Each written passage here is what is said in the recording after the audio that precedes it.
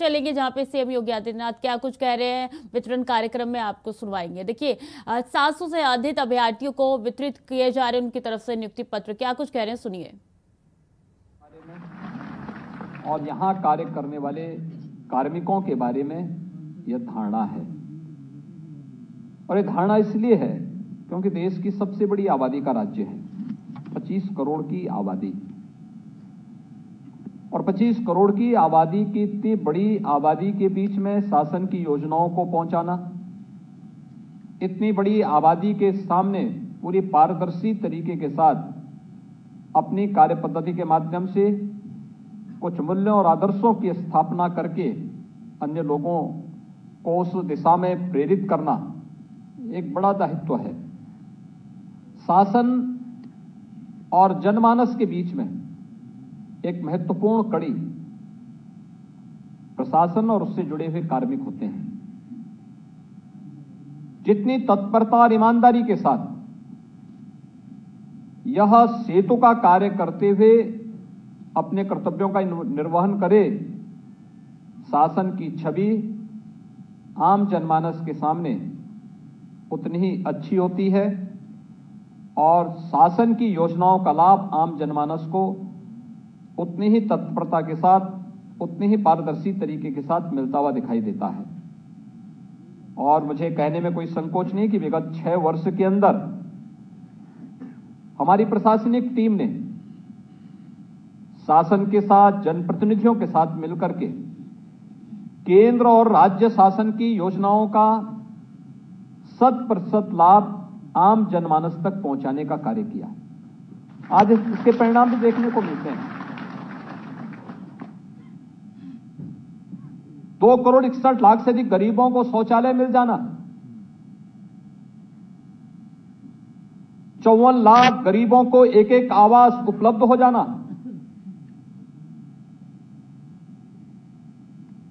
1 करोड़ 75 लाख गरीबों को उज्ज्वला योजना की रसोई गैस प्राप्त हो जाना, 1 करोड़ 53 लाख से अधिक परिवारों को विद्युत के निःशुल्क कनेक्शन उपलब्ध हो जाना। जहां ये योजनाओं की वह स्थिति है, 6 करोड़ से अधिक गरीबों को आयुष्मान भारत योजना के अंतर्गत 5 लाख रुपए की स्वास्थ्य बीमा का कवर मिलना, या फिर इंफ्रास्ट्रक्चर के कार्यों को जमीनी धरातल पर ईमानदारी के साथ उतार करके उत्तर प्रदेश की विकास की गति को तेजी के साथ आगे बढ़ाने का कार्य करना। ये सभी कार्य पिछले 6 वर्ष के अंदर हुए हैं और उसका परिणाम है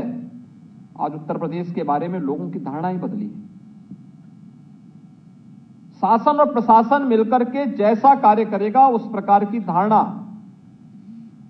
आम जनमानस की भी, और आम जनमानस की अगर धारणा बदली है तो देश और दुनिया की धारणा बदलने में कोई देर नहीं लगती है। उत्तर प्रदेश आज उसका उदाहरण है। याद करिए, आपकी पीढ़ी सौभाग्यशाली है कि आपने अपनी नौकरी के लिए इस सरकार के समय आवेदन किया, पूरी ईमानदारी के साथ चयन की एक प्रक्रिया को आगे बढ़ा करके आपका चयन हुआ। किसी भी स्तर पर आवेदन करने से लेकर के किसी भी स्तर की परीक्षा में आपको कहीं किसी की सिफारिश करवाने की आवश्यकता महसूस नहीं हुई। और आज जब नियुक्ति पत्र वितरण का एक कार्यक्रम यहां पर संपन्न हो रहा है, इसके लिए भी आपको किसी के पास जाने की आवश्यकता नहीं पड़ी, किसी के पास जाने की आवश्यकता नहीं पड़ी। नियुक्ति विभाग ने आपको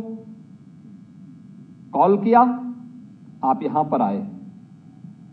आपको यहां पर नियुक्ति पत्र वितरित भी हो रहे हैं। आज से आप उत्तर प्रदेश सरकार के उन संबंधित विभागों के एक पार्ट बन गए। विभाग भी उसी प्रक्रिया के साथ आपको अपना हिस्सा बना करके आपकी सेवाओं को लेगा।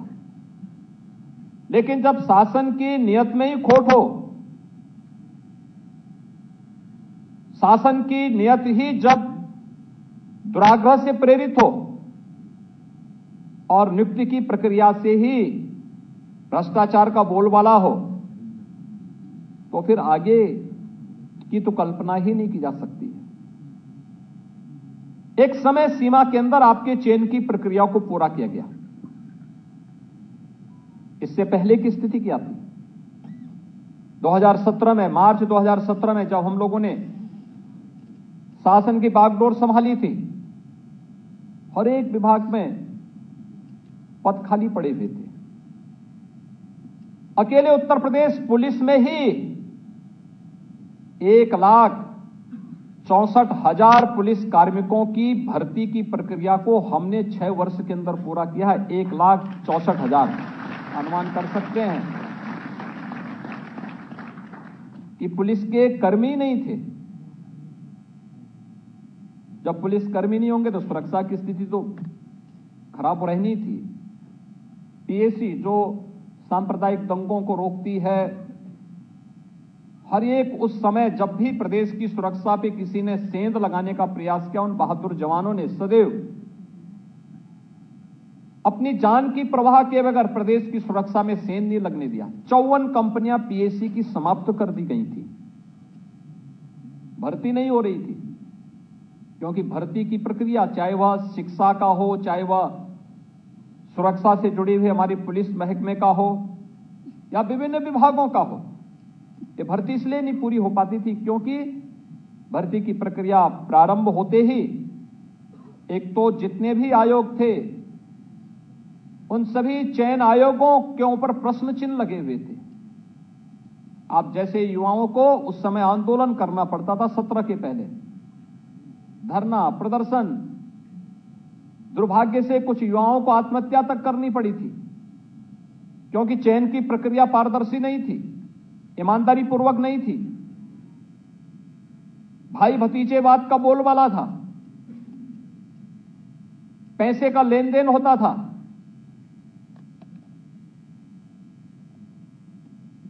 कुछ लोगों के घरों से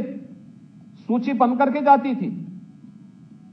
जो योग्य लोग नहीं थे उन्हें आयोगों का अध्यक्ष बनाया गया था।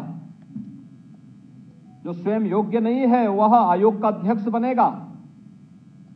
तो आयोग की कार्य पद्धति पर प्रश्न खड़े होंगे ही।